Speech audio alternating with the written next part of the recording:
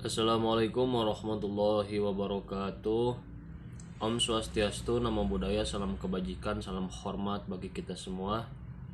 Yang terhormat Bapak Nasruddin Khaitami SHMH sebagai dosen pengampu mata kuliah Hukum Perlindungan Konsumen, dan yang saya banggakan teman-teman semua dari kelas A. Sebelumnya perkenalkan terlebih dahulu, nama saya Akbar Muhammad Asoni. Di sini saya sebagai moderator yang akan memandu jalannya diskusi pada kesempatan kali ini. Dan juga izinkan saya untuk memperkenalkan nama-nama dari kelompok kami ini.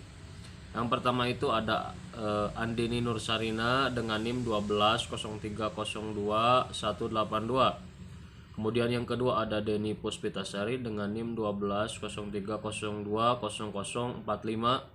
Dan yang ketiga ada Citra Fitri Maharani dengan NIM 120302 0040. Yang keempat ada Alfat Ismail dengan NIM 120302 0016. Dan yang terakhir ada Akbar Muhammad Asoni, yaitu saya sendiri dengan NIM 120302 0014. Di sini kami akan membahas tentang masalah dalam penyelesaian sengketa di Badan Penyelesaian Sengketa Hukum. Di dalam penyelesaian sengketa konsumen. Di sini ada 4 poin yang akan disampaikan nanti oleh pemateri-pemateri dari kelompok kami. Yaitu yang pertama ada pengertian sengketa, kemudian ada cara penyelesaian sengketa konsumen, kemudian ada kendala penyelesaian, kemudian yang terakhir ada perlindungan hukum. Baik, supaya lebih mengefektifkan dan mengefisiensikan waktu, marilah kita mulai sesi diskusi ini dengan membaca basmalah bersama-sama. Bismillahirrahmanirrahim. Dilanjut kepada pemateri yang pertama yang akan disampaikan oleh Andini Nursarina tentang pengertian sengketa. Waktu dan media dipersilahkan. Baik, terima kasih kepada moderator. Di sini saya Andini Nursarina akan menjelaskan materi tentang pengertian sengketa konsumen, yang dimana jual beli merupakan kegiatan yang dapat dilakukan oleh siapa saja, tidak memandang itu perempuan atau lelaki, tua maupun muda. Maka seseorang yang membeli produk tersebut dapat disebut dengan konsumen. Sebagaimana menurut Harboni, konsumen atau customer merupakan suatu perusahaan yang membeli barang atau jasa tertentu. Begitupun dengan seseorang yang membeli, menggunakan, mengonsumsi, memelihara, serta menghabiskan dari produk dari jasa tersebut. Secara umum, konsumen dapat dibedakan menjadi 2 golongan. Yang pertama yaitu konsumen yang menggunakan barang atau jasa untuk keperluan komersial. Seperti halnya konsumen ini disebut dengan konsumen perantara, sebagaimana seseorang yang membeli barang atau produk ini, lalu konsumen tersebut menjualkannya kembali kepada orang lain. Yang kedua, adapun konsumen yang menggunakan barang atau jasa untuk keperluan dirinya sendiri. Pada golongan tersebut biasanya disebut dengan konsumen kelompok akhir.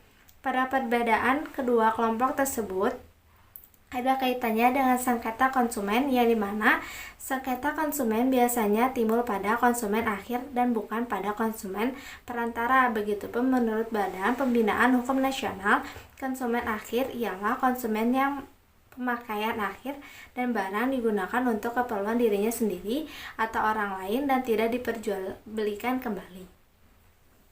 Oleh karena itu, tidak digunakan istilah sengketa transaksi konsumen, karena yang terakhir dilihat lebih sempit ruang lingkupnya, yang dimana hanya mencakup aspek hukum keperdataan saja. Sedangkan menurut Nasution mengemukakan bahwa sengketa konsumen merupakan setiap perselisihan antara konsumen dengan penyedia produk konsumen, seperti halnya barang dan atau jasa konsumen, yang dimana saling berhubungan antara hukum satu sama lainnya mengenai perihal produk konsumen tersebut. Sebagaimana objek sengketa konsumen dalam hal ini dibatasi hanya yang bersangkutan menyangkut dengan produk konsumen, yaitu barang atau jasa yang pada umumnya digunakan keperluan rumah tangga, bukan dan tidak untuk tujuan komersial. Mungkin cukup sekian penjelasan dari saya. Kembalikan lagi kepada moderator. Baik, terima kasih banyak kepada Andini Nursarina yang telah menyampaikan materinya, yaitu tentang pengertian sengketa. Dilanjut kepada materi yang kedua, yaitu cara penyelesaian sengketa konsumen yang akan disampaikan oleh Deni Puspitasari. Kepada saudari Deni Puspitasari, waktu dan medianya dipersilahkan. Baik, terima kasih sebelumnya atas waktunya. Di sini saya Deni Puspitasari akan menjelaskan mengenai cara penyelesaian sengketa konsumen. Adapun menurut hukum, cara penyelesaian sengketa konsumen ini ada dua, yaitu yang pertama melalui peradilan atau pengadilan umum, dan yang kedua melalui lembaga yang berwenang di luar pengadilan, atau sering kita kenal badan tersebut yaitu Badan Penyelesaian Sengketa Konsumen, atau disingkat sebagai BPSK.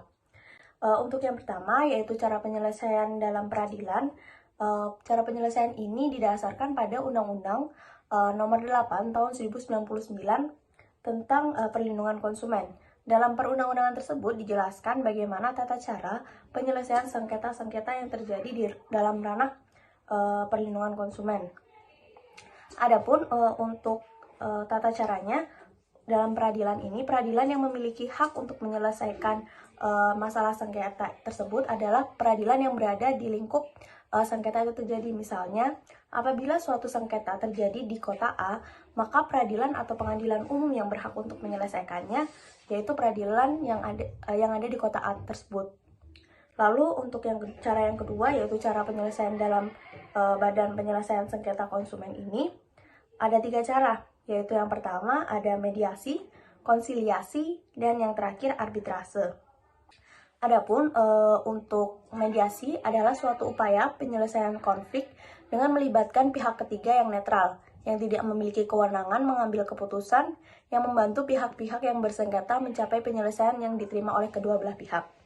Adapun untuk konsiliasi adalah upaya menyelesaikan konflik yang dilakukan di luar pengadilan dengan dibantu oleh seorang konsiliator. Dan yang terakhir yaitu arbitrase adalah bentuk akomodasi penyelesaian konflik melalui pihak ketiga yang bertindak sebagai wasit dengan kedudukan yang lebih tinggi, serta memberikan keputusan yang mengikat kepada kedua belah pihak. Mungkin cukup sekian pemaparan materi saya mengenai cara penyelesaian sengketa. Sebelumnya terima kasih kepada moderator. Baik, terima kasih banyak kepada Deni Puspitasari yang telah menyampaikan cara penyelesaian sengketa konsumen. Dilanjut kepada materi yang ketiga, yaitu kendala penyelesaian sengketa konsumen yang akan disampaikan oleh Citra Fitri Maharani. Kepada saudari Citra Fitri Maharani, waktu dan medianya dipersilahkan. Terima kasih kepada moderator. Di sini saya akan menyampaikan materi mengenai kendala penyelesaian sengketa konsumen di Badan Penyelesaian Sengketa Konsumen atau BPSK. Pada pelaksananya, Badan Penyelesaian Sengketa Konsumen atau BPSK ini masih terdapat kendala yang dapat mempengaruhi kinerjanya dalam menyelesaikan permasalahan konsumen. Adapun kendalanya antara lain yaitu yang pertama, pemasokan dana BPSK. Pada tahun 2002, BPSK mendapat sokongan dana dari APBN. Namun di tahun 2003 dirubah, BPSK mendapat sokongan dana dari APBD. Padahal sudah bukan rahasia umum lagi di masa sekarang ini, otonomi daerah masih belum berjalan lancar. Sehingga membuat dana yang seharusnya digunakan BPSK dalam operasionalnya terhambat, sehingga mempengaruhi kinerjanya dalam menyelesaikan sengketa konsumen. Yang kedua, sumber daya manusia. BPSK memiliki setidaknya 9-15 anggota, di mana anggota tersebut terbagi menjadi beberapa unsur, di antaranya yaitu unsur pemerintahan, unsur pelaku usaha, dan unsur konsumen. Keberadaan ketiga unsur ini diharapkan agar terwujudnya keseimbangan dalam penyelesaian sengketa. Kendala lainnya yang berkaitan dengan sumber daya manusia dalam BPSK adalah beragamnya latar belakang anggota yang tentu akan adanya perbedaan dalam penafsiran hukum. Hal ini diperparah dengan adanya anggota yang memang tidak memiliki latar belakang sekolah hukum sama sekali. Selain kemampuan hukum yang masih kurang, proporsionalitas anggota juga masih dirasa kurang. Selain itu, BPSK masih belum ada keselarasan dengan pengadilan negeri, sehingga mengakibatkan para hakim tidak menerima untuk menindaklanjuti keputusan dari BPSK yang dibawa ke pengadilan negeri. Dan yang ketiga yaitu peraturan. Dalam pelaksanaannya, BPSK menggunakan Undang-Undang Perlindungan Konsumen atau UU PK yang diharapkan mampu untuk melindungi hak-hak konsumen. Namun, dalam penerapannya, undang-undang ini masih mengalami beberapa permasalahan, seperti bertentangannya pasal satu dengan pasal yang lainnya atau dengan peraturan yang lainnya. Selain itu, undang-undang ini juga tidak mengatur secara terperinci mengenai pedoman teknis. Hal ini membuat pelaksanaan penyelesaian sengketa tidak mendapat kepastian hukum yang jelas. Sekian pemaparan materi yang dapat saya sampaikan, dikembalikan kepada moderator. Terima kasih. Baik, terima kasih banyak kepada Citra Fitri Maharani yang telah memberikan atau menyampaikan tentang materi kendala penyelesaian sengketa konsumen. Dilanjut kepada materi yang terakhir, yakni perlindungan hukum yang akan disampaikan oleh Alfat Ismail. Kepada saudara Alfat Ismail, waktu dan medianya dipersilahkan. Di sini saya akan menjelaskan mengenai perlindungan hukum dalam penyelesaian sengketa di Badan Penyelesaian Sengketa Konsumen.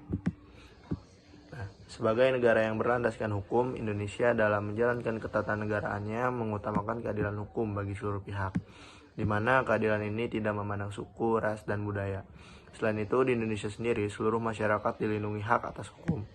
Dan apabila di bidang bisnis pihak yang tidak memiliki kuasa lebih atau sebagai dilindungi hak hukumnya melalui hukum perlindungan konsumen.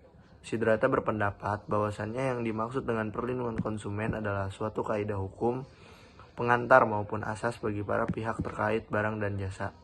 Adapun dalam pelaksanaan perlindungan konsumen menggunakan Undang-Undang Perlindungan Konsumen atau yang sering disebut sebagai UU PK.